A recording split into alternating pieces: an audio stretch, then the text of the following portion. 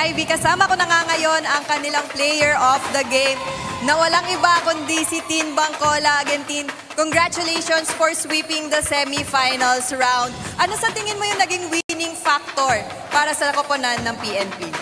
Siguro yung naging winning factor namin is teamwork lang, and lahat naman ng pinapractice namin, as much as possible, we make sure na na-apply namin in-game kasi yung guidance ng aming coaches is malaking factor talaga kung bakit tuloy-tuloy yung panalo namin. Lahat yun is ina-apply lang namin, sinasapuso namin in our games.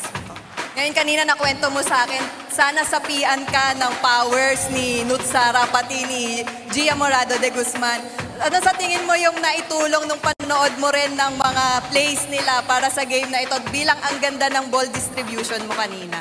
Actually kasi sinapian nila ako.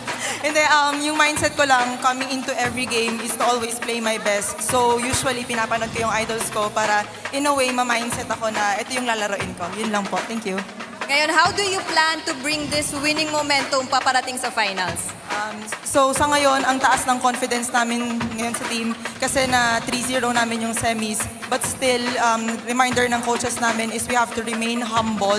And kumbaga, yung nilalaro namin is plain and simple lang, pero yung volleyball na nilalaro namin is aggressive pero nag-iisip. Yun lang po.